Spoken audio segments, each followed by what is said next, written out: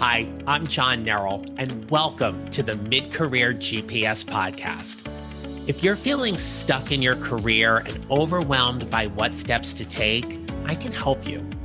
As an executive and career transition coach, I help my clients prepare, position, and promote who they are and what they do to show up and find a job they love or love the job they have. It's time to start building your mid-career GPS. So let's get started.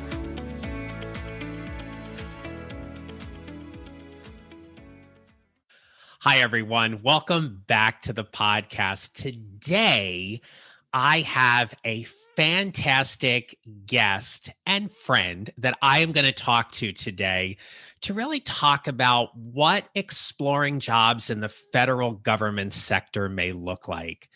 Now, I live outside of Washington, D.C., and aside from the beautiful area and the wonderful things to do in this part of the country, we know that Washington, D.C. is the center of our government, and with it comes a lot of federal agencies that are looking for people to fill those positions. Now, as an active job seeker and mid-career professional, you may be considering applying to a federal job or seeking to advance to a different agency. But like many job seekers who listen to this podcast, often find that the whole job search process can get a little overwhelming. And one of the purposes here is to just simply take a lot of that overwhelm away from you so you can get some really clear and definitive steps for how to navigate as you build your mid-career GPS. Now, my guest today is going to answer many of your questions about applying to federal positions. Javier Lopez proudly serves as the Geek-in-Chief and co-founder of the Gov Geeks, LLC, a learning and professional development endeavor committed to helping public servants get in and get ahead in government. Through coaching, workshop facilitation, and public addresses, Javier presents the genuine value of service. Drawing upon over 2 decades as a high-performing federal executive and an adjunct professor of organizational leadership, Javier is a scholar practitioner and keynote speaker who offers helpful career strategies that focus on personal empowerment and mission success. His unique insights are of value to individuals and organizations alike. Now, Javier holds an MS in administration from Trinity Washington University and a BA from the University of Texas at El Paso. He is credentialed as a professional certified coach from the ICF, the International Coaching Federation, and a certified professional coach from the Institute of Professional Excellence in Coaching, where we both got our coaching certification from. He's equipped with an array of professional training and certifications and is well-versed in the functions of government. One of the things you will hear from Javier today is how committed he is to serving in this capacity, not only as a federal employee and executive, but also as a coach. Javier, welcome to the podcast. Thank you so much for having me, John. I really appreciate it. And wow, what a great introduction too. I feel all like bubbly and all happy and everything. This is fantastic.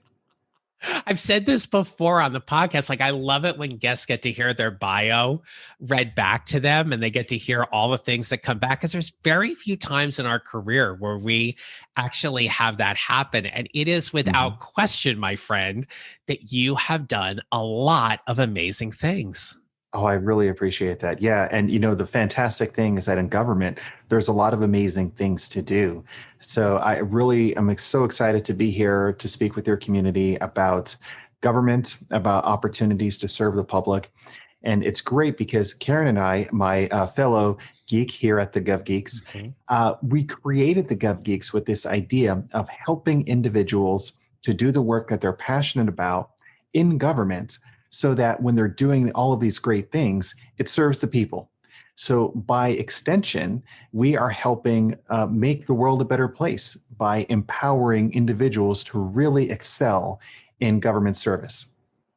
So well said, and I'm glad you beat me to the punch on that, because we would be remiss if we didn't talk about your wife Karen and all of her work with the Gov Geeks, and also her outstanding federal service as well. So everybody who is listening, Javier and Karen are absolutely a dynamic duo when it comes to their family and their relationship and the work that they do. So huge shout out to Karen as well. And I look forward to talking with her really soon as well. Absolutely. So thanks. All right. So I love asking this question of all of my guests as we get started. So what did you want to be growing up?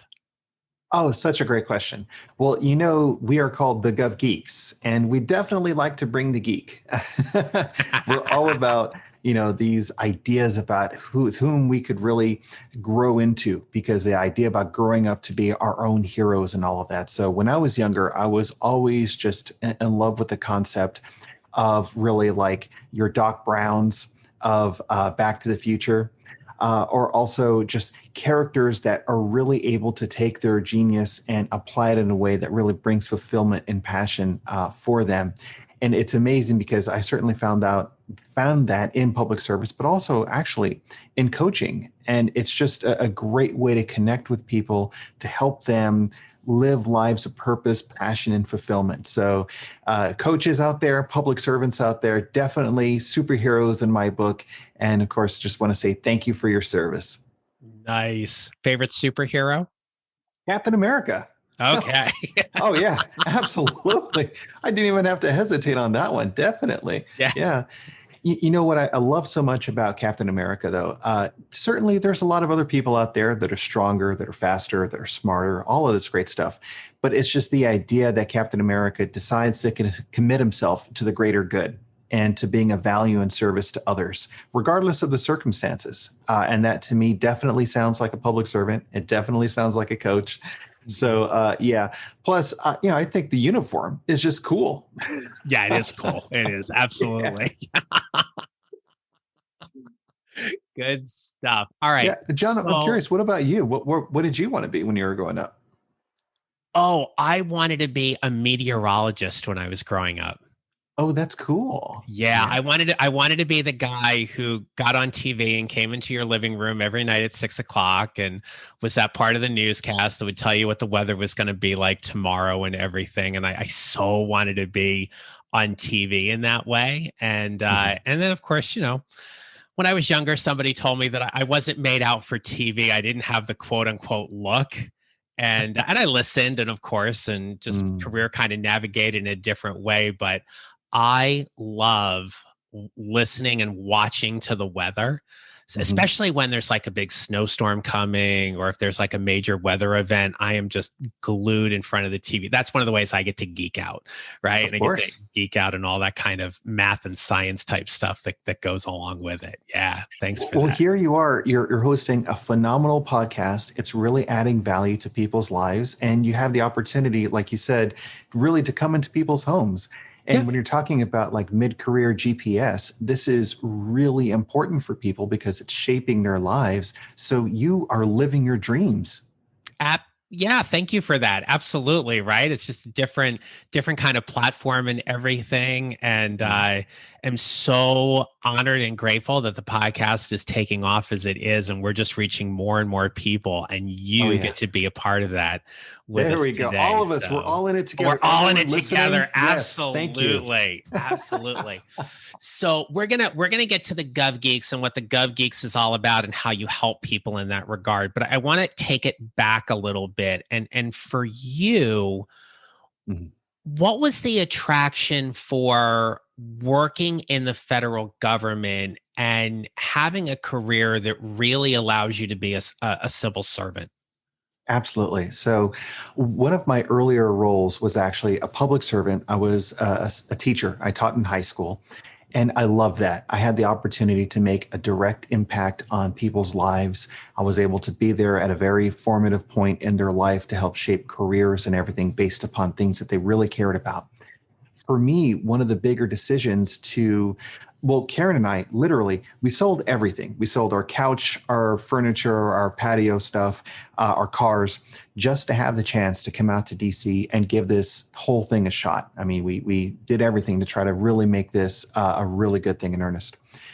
We had the idea in our minds that we not only wanted to teach and talk about the subjects, because I also coach speech and debate, but I wanted to be in a position that I could help influence and change things. So it wasn't just like, oh, hey, I saw this on the news, or this is a great thing that I read about not too long ago. Federal government employees and really all public servants, state, federal, local, et cetera, have the opportunity to shape the world around them to make the world a better place. We're talking about defense programs, social service programs, environmental programs. We're making an impact and we're making a difference. I definitely just really wanted to be a part of that. And I found that in public service and working for the federal government. And when you think about you and I have talked about this before plenty of times off the podcast, but there's something I truly admire and respect about you in terms of being such a mission-driven leader and professional. Where or why is it that the federal government has so many different agencies with these different missions that can be really appealing to an active job seeker that might be looking to get into the federal government? Oh, yeah, gosh, you can do pretty much every job in government. I mean, there are positions for barbers and hairdressers. There is different farm work that you can do. You can be a bartender. That's a great one that I love. Absolutely. Yeah, there are job series and all of that for that. Wow. You have different groupings of categories of jobs where you can do things. So I think the bigger thing, though, with the federal government is you can look directly at the purpose of what your work is, the mission that you're fulfilling as part of the bigger picture, and it connects back to the Constitution. I mean, there is just a direct connection. Providing for the safety and well-being of the country, of the citizenry, providing clean air, clean water, all of that for the common defense. I mean, there's just so many different things that you can connect the dots to. And I think when you have such a big and important mission, there's certainly these positions that are out there to do that type of work. We think about like the social contract theory, where us as citizens come into this system and we agree to obey the laws and pay our taxes, all of that great stuff, whatever all of the requirements are that all of us know about. And on the other hand, we have the society that is able to work with us, the structure, the law enforcement, everything else to try to help make sure that we are safe in what it is that we need to do.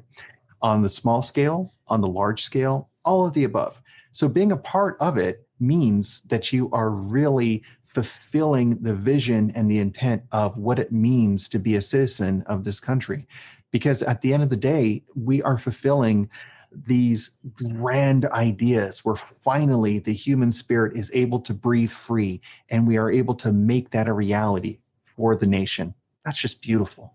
Yeah, your passion comes through so loud and clear in talking about this. And so if for someone who's listening and they are not currently a federal, state, local employee, and for the purpose of this question, let's just talk federal level right now. Yeah. What would be some of the steps that they would need to do to apply for a job within the federal government? Well, the first thing, and this is a great coaching concept that we like to use with the Gov Geeks. And John, I know you do the same thing, being a graduate of IPEC and a fantastic coach yourself as well. But really ask yourself honestly, why? Why are you interested in this type of work? What is it about this type of profession that really drives you? I think a lot of times people, they have assumptions. You know, kind of like how you were saying you wanted to be a meteorologist, but your assumptions based on another person's perspective that you didn't look the right way didn't allow you to pursue that. And so you thought, well, let me make these other choices. Mm-hmm. And if you really have a deep connection with what you care about and what you want to do, you are choosing the career for your own reasons. And that allows you to have a career about fulfillment, about really this idea about purpose. And there's four big areas when it comes to finding career fulfillment and living your purpose. And all of them, if you think about it like a Venn diagram, all the circles overlapping one another are really connected. What are you good at? What can you be paid for? What is it that the world needs? And then lastly, just this idea about like really what kind of drives you, when you're able to align all of these things together, because I could be a fantastic person to play a video game, and I used to love playing many a video game, but there are not that many jobs that I can do that. Right. And then also in terms of like fulfillment, you want to know that you're able to make the world a better place. And as much as I enjoyed video games, there weren't too many opportunities where that allowed the world to become a better place. And when you think about public service, if you can get a job that you're good at, something that you can be paid for, and you're really excited about doing it because you love all of that stuff, and then also you attach onto that, it's meaningful. At the end of the day, you can say, I made this impact. I made this difference. Individuals have their Social Security checks because of me. Individuals were safe after hurricanes, storms, tornadoes, medical disasters because of me. My little part in helping out towards the greater good. That helps us sleep better at night. And that's a wonderful thing. So for all those individuals that are really interested in deciding what to do in the federal government, start with why. That is absolutely the first question to ask. Couldn't agree with you more on that. I think for no matter what kind of job you're in or you're looking to go to, that answering that why question and why do I want to do this and why is it important to me and why do I want to serve in this capacity are all great questions for that.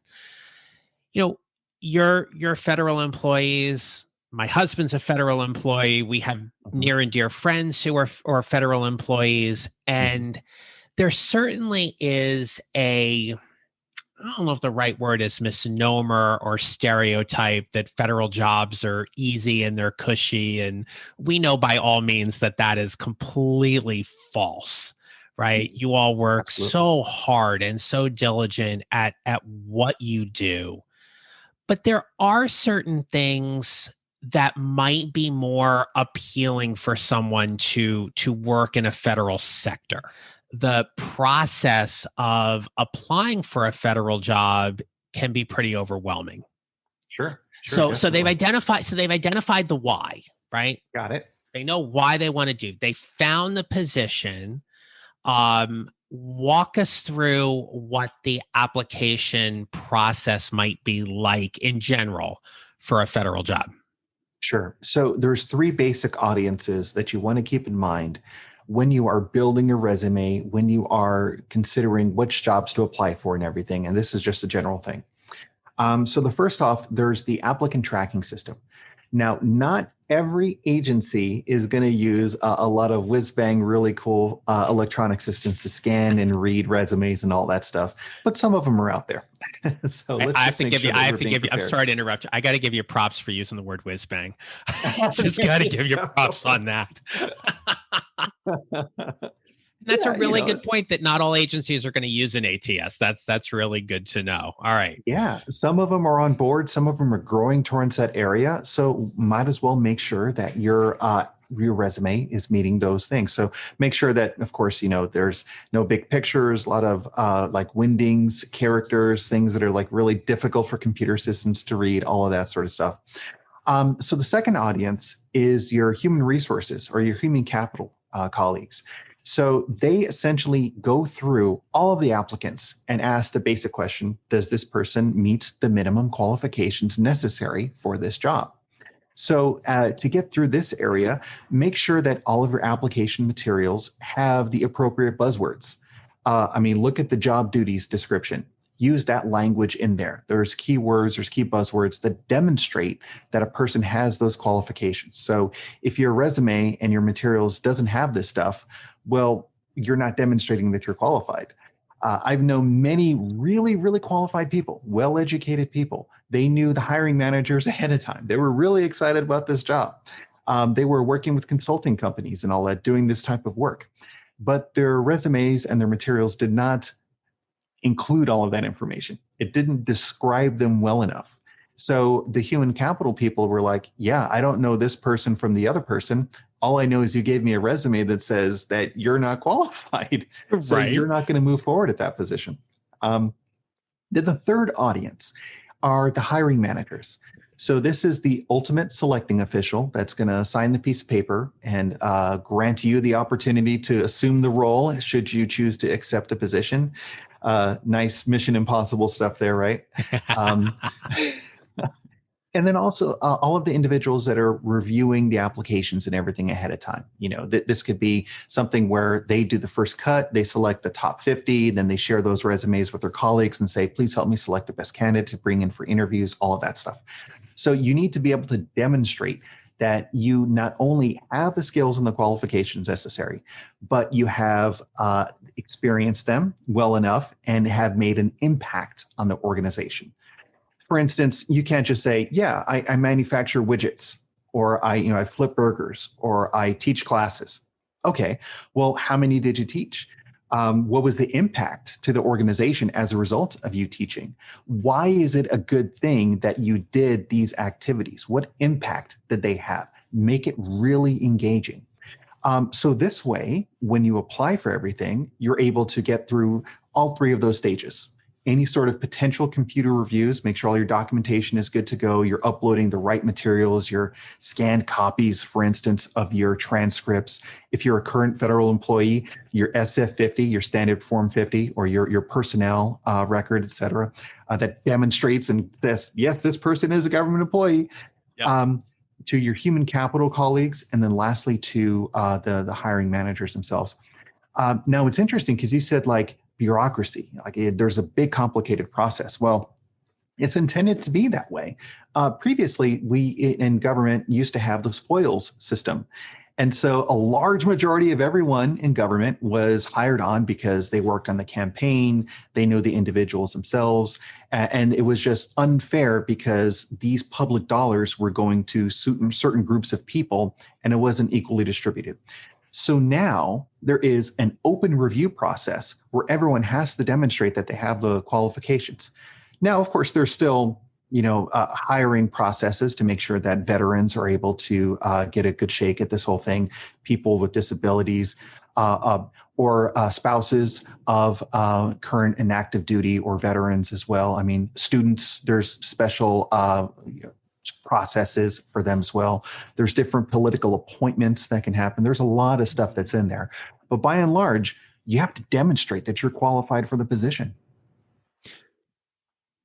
All right, I've got a couple of follow-up questions on this. That was such great information. So the first is, if someone's looking for a federal job, usajobs.gov, is that the place for them to look, or should they be looking somewhere else? That is a fantastic place to look. Absolutely. The lion's share of positions are out there.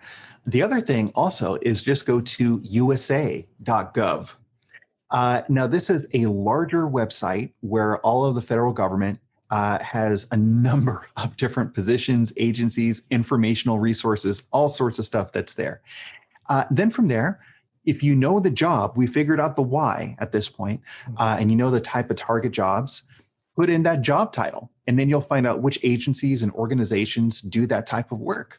Then you know for sure, like, okay, cool. These are places that do the things that I care about. I love this mission because you're starting off with that search. Then you can go to USA Jobs and say, well, what are the positions that this place has? I'm really excited about environmental research. I like, again, clean air. I always go back to the environmental stuff because I actually started off my internship with the U.S. Environmental Protection Agency, and I loved it. I was with the clean water group, and it was very impactful for me. But yeah, whatever your area is, you can find it by looking at these sites. So definitely go to usajobs.gov. All right. For someone applying to or for a federal position, do they need a federal resume? Like, do they need something that is specially formatted or something like that? So in terms of specially formatted, make it as plain as possible. There's typically this idea when you compare government resumes to private sector resumes. And the private sector, you're able to submit it to a big group and you have to stand out. So it has to be one page and it has to have the right colors and it has to pop. And there can't be a whole lot of stuff that's in there. Well, you talked about like the whole process, that it's a big thing.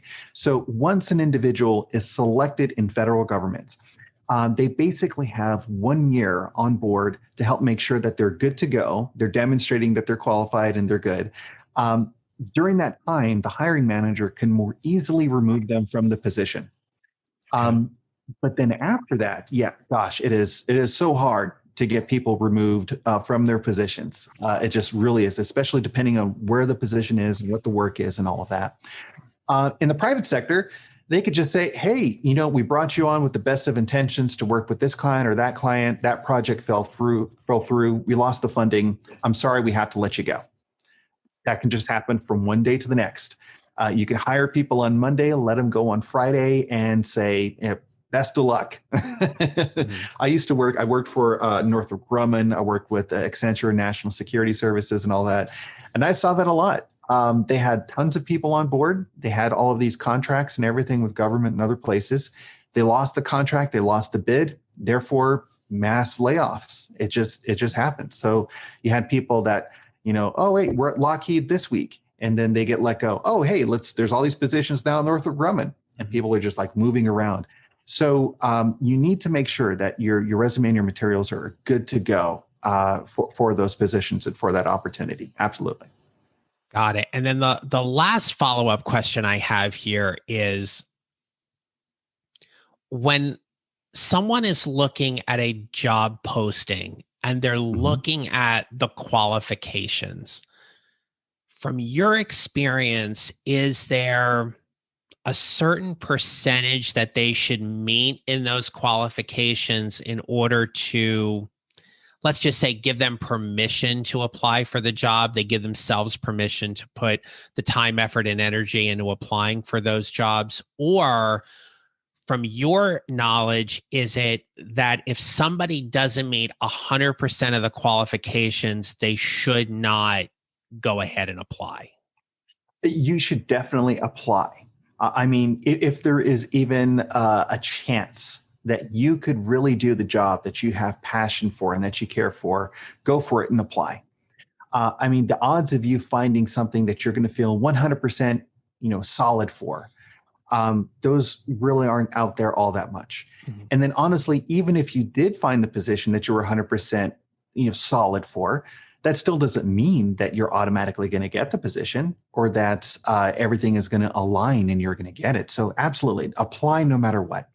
The next thing is, yes, demonstrate that you have the qualifications. Now, to do this, look through the qualifications and the duties and all of that, and describe how in all of your past positions you have done that type of work.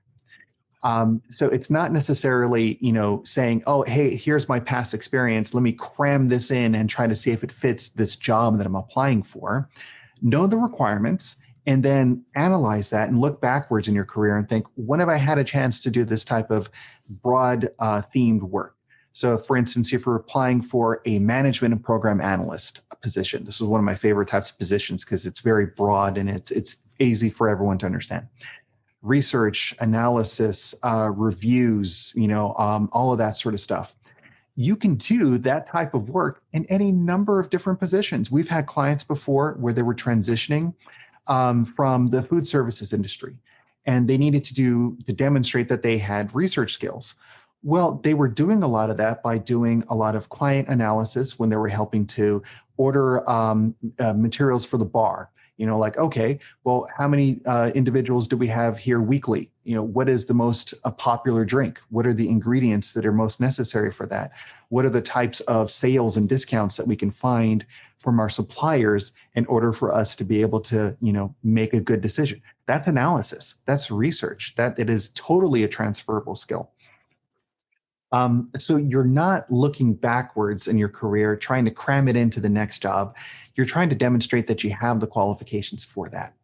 The other thing also is you may not necessarily have that exact experience with that specific software that they're asking for, but you need to demonstrate that you can do the work of that position. So as long as you show that you know the intent of why the software is doing that or why that type of material or information is used in the first place, that is showing that you have the capacity to do the work and to do it well. That's what hiring managers are looking for. Great. Thank you. That's super clear, right? Because I think sometimes we've seen it both in the work that we do with our clients.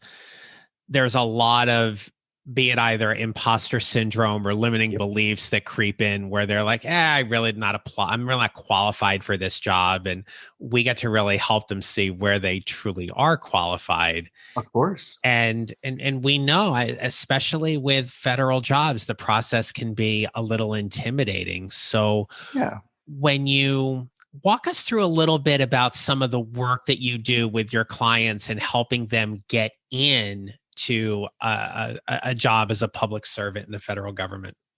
Well, I mean, it connects with that idea about imposter syndrome that you mentioned just a little while ago. We've had the opportunity to work with, honestly, world-class subject matter experts in their fields, in their areas. I mean, these individuals have multiple master's degrees, doctorates. They've had years of experience and everything. And even with all of that, they still experience imposter syndrome. I mean, it is a standard thing across the board. It's not like you're ever going to get to a point and you're like, oh, I got this, no worries. Right. So embrace that. That definitely happens. So in terms of like how to really kind of apply for these positions, the technical work and everything. So again, make sure that your resume is formatted correctly. You can use the resume builder that they have on USA Jobs totally for free. You're just inputting all of the information in there. Make sure that you are scanning and uploading all of the appropriate materials that go along with the position that they're asking for. So these are typically like your college transcripts, if necessary. These are your discharge paperwork from military service, if that applies, those sorts of things. The application is going to state all of this information in there. Make sure that your USA Jobs profile is up to date. That you have the right contact information, phone numbers, email address, all that sort of stuff good to go. The other thing, and I'll let you guys in on a wonderful secret, is to do your own market analysis on your positions. So say you type in the job and it spits back however many positions are available for that. You want to be able to find a job area that is going to have a high rate of success. So that means there's, number one, a lot of positions available in the first place. So you have a lot of opportunity. The odds of you getting a job of 1 out of 300 is better than you getting a job of 1 out of 5. So you're applying for a high, juicy target area. The next is look at the grade levels that those positions are in. And grade levels in government is basically different levels going up from entry level to senior. Make sure that there is room at the point of entry as well as upwards from there. So you know that once you get in there, the odds of you getting that next job and that next promotion are great as well. Because unless you're super passionate about the work and you don't care about, promotions, more money and all that stuff, that's fantastic. But know that you can grow in your career. I've had the opportunity to work shoulder to shoulder with, again, brilliant people, many of whom have lots of experience, PhDs and everything, but they are capped out at their grade levels. They just can't go any higher because the work that position requires, there just aren't positions that are higher than that. Mm-hmm. So make sure that you have room for growth as you're doing your research for all of this. I love that comment about room for growth because especially for mid-career professionals who are listening, a lot of them are not ready to settle. They're still upwardly mobile. They're still looking for whatever that next position is. And the federal government, even state and local, there can be some great opportunities for people to grow in that regard. So such a great point for you mentioning that. All right. I get buzzword bingo. You get buzzword bingo. Absolutely. That's a big deal in government when you're applying for resumes and everything too. Got to hit the buzzwords. Got to hit the buzzwords, right? And then of course, like any big organization, right? There's always the alphabet soup and the acronyms and Oh yeah. the letters you got to know that stand for this, that, and the other thing and stuff like that. Yeah. CPC, PCC, MCC, IPEC, ICF. I mean, it's in every area. These are all every coaching organization acronyms. has their own alphabet soup. Absolutely. ELI. Yeah, right. Yay for the Energy Leadership Index for anybody who's had a chance to take that. Absolutely. Oh yeah. Good stuff. Why did you and Karen create the Gov Geeks? We came to a point in our careers where a number of our colleagues, friends, and friends of our colleagues and friends and family reached out to us, and they would ask a simple question: how did you get here? How did you do this? I mean, look at you guys. You're like super young. How is it that, you were able to do this? Or they'll say, how long I've been trying to get a government job and I can't get even an interview. We were fortunate. So by the time or before I was, so I'm going to age myself a little bit. Before I was 30, I had the opportunity to be a GS-14, which was great. And so, growing, and by the time I got my GS-15, and I've been in that level now for 10, 11 years, something like that. A lot of people would ask that question. And honestly, this is something that I got a lot of times throughout my career. When I was a teacher, I was one of the youngest teachers. And it's all about, well, how do you meet the needs of the organization that you are interested in working with? It's not about like, hey, I have this to offer or that to offer, but you're asking, well, if you were a person that's going to choose to buy something, you are a steward of taxpayer dollars. You are empowered with the authority to make a hiring decision and use those dollars in one way or the other. If you're a consumer going to whatever shopping store and you have to make the best decision, well, your factors and your requirements and you're evaluating everything. You want to choose the best thing. So companies and organizations create products to design to meet those needs so that they have the highest likelihood of being chosen because they want to earn money. I mean, that's just how it works. So think about that from your career management perspective. What is it that organizations are willing to pay for? What is there a need for? And how can I make sure that I have those qualifications and I'm demonstrating them in a way that makes me a really valuable individual? And when you're looking at your mid-career, what got you here won't get you there. So if you're thinking about next steps, I want to be an executive. I want to get out of this position. I'm really excited about this other line of work. Think about it from the hiring manager's perspectives. Do you need to have more leadership competencies and abilities? Do you need to have more proven success managing projects? And believe it or not, the answer is not always, I need more education. Right. So often, I'm working with clients and they're like, oh, I don't know how to do this. I need to study and get this certification. I need a PMAP on this thing. I need to plan out everything, like a performance management plan to help me get to that point. Or heck, I need another master's degree, which is why, some people, they just continue to go out. And we have this idea baked into our minds ahead of time when we're growing up. Study hard, you're going to get a good job after this. Get good grades in high school so you can get to the right college. So this way you can get to the right job. Well, I'm at my job. What do I need to do now? Well, what worked before? I don't know, get another degree. Okay, well, let me go more into debt. I'm going to spend more money and time and try to get this next degree, when that isn't necessarily what hiring managers are looking for. Give them what they need. That's the main thing. It's just like in all relationships. Give the other person what they're looking for. Yeah, and so today you help. So as part of the Gov Geeks, you're helping people get into federal jobs or grow in their position in federal jobs. What are some of the other services that Gov Geeks offer? So we're all about career coaching. It's not just like, hey, let me pay however much money and get a resume that I can then shop around all over the place, because we're all about career fulfillment. So to do that, we have lots of services to really work with people to help them manage all of that. And it's really from the coaching perspective. Why is it that this is important to you? Why do you care about that? So you can come on out to thegovgeeks.com. If I could just plug that really quick. Absolutely. Uh, we're on LinkedIn. We're on YouTube. There's tons of free resources that we have available. We have videos and articles. Signing up for our outreach community, or what we call the Gov Geekdom, you get access to a free online course that has a resume template that works with USA Jobs, tons of links to things like OPM's Personnel Handbook of Occupational Groups and Families, which is a wonderful thing. It's publicly available, but we show you how to leverage it. We show you how to use GSA Advantage to find out how much industry is charging for services that you provide to the government, so that can help with salary negotiations and make sure you're getting paid what you're worth. And then also, what are the key characteristics of what a person needs to be qualified for? Is it grades, experience? Is it degrees? All of that sort of stuff. That is all spelled out for you to follow along to make sure you know for sure what you need. I mean, this is all part of the career coaching process and what we offer.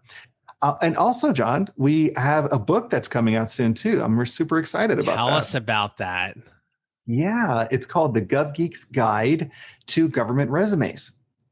We're creating a series. We're going to do a couple of books. One is nearing publication here towards the end of July. We're excited about that. We'll announce that to all of our communities.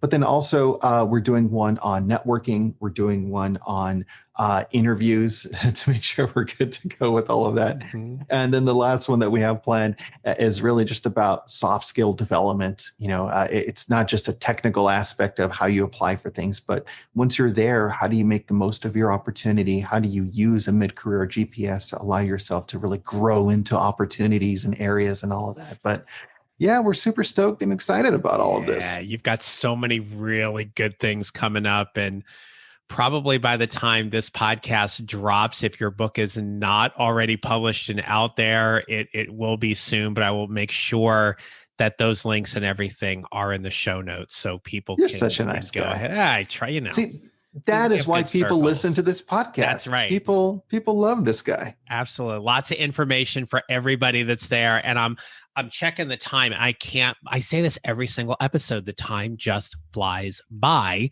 Oh, yeah. And so as we wrap up, Javier, what advice would you give to someone who is in the process of building their mid-career GPS? And I'm going to put a little caveat in here.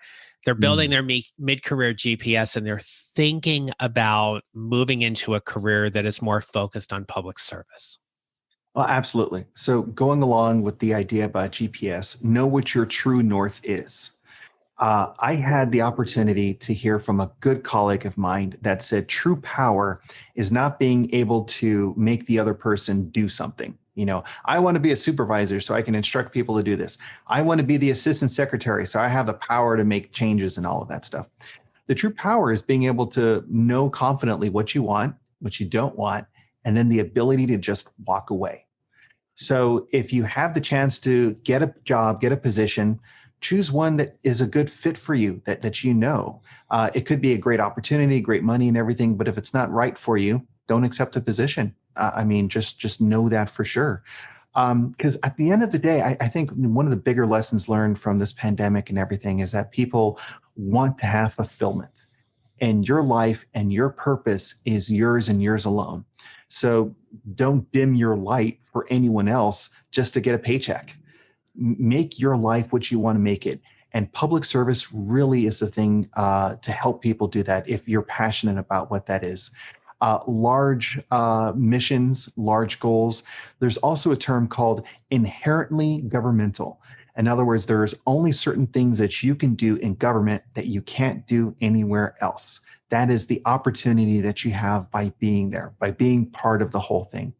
If you are excited about the chance to really make a difference, to really be there in the moment and front page news sorts of stuff, be involved in agencies and organizations that really do make a difference in people's lives and well-being, I welcome you to public service. And this is a fantastic opportunity, and just really appreciate your commitment to helping others. Love that. So well said, my friend. Look, if anybody wants to get in touch with you or connect with you, give us where they can follow you and find you, please. Oh, absolutely. So please go to our website, thegovgeeks.com. And if you use the Gov Geeks and as a search term, we again just enter it in on LinkedIn. We're the Gov Geeks is on LinkedIn, Instagram, Twitter, YouTube, Facebook. We're on a lot of areas. So reach out to us. Go to thegovgeeks.com/contact us. There's a little information page in there where you can submit a question. Set up a free 30-minute session with us. We're happy to talk with you about what it is that we do, give you some career guidance. We're happy to do free resume reviews as well, just to have the opportunity to connect on things and be of value and be of service. And then if things are really deeper and you feel a connection with what we do and how we work, then it'd be great if we can have a great conversation to see about what that would look like for us to work together. Nice. Well, again, for anybody who is listening that is considering a job in the federal government or even your state or local government and want to connect and learn more from Javier and his wife, Karen, by all means, check out the Gov Geeks. They are a fantastic organization that is helping a lot of people step into what it means to be mission driven in the government workspace. So Javier, thank you so much for not only spending time with me today, but also for just the work you are doing and truly helping to make the world a better place. Thanks so much. Absolutely, John. Thank you so much for the opportunity. I'm happy to be here. My pleasure. All right, everyone. I wish you a great rest of the day. And as you're taking another step or another mile in building your mid-career GPS, remember, how you show up matters. Make it a great rest of the day. If you enjoyed today's show and don't want to miss an episode, follow on Apple Podcasts or wherever you usually listen. And I'd appreciate it if you would leave a rating and review. Visit johnnarrow.com to download your free copy of the 55-minute career transition jumpstart to help you start building your mid-career GPS. And don't forget to connect with me on LinkedIn and follow me on social at John Narrow Coaching. Thanks for listening. I'll see you next time.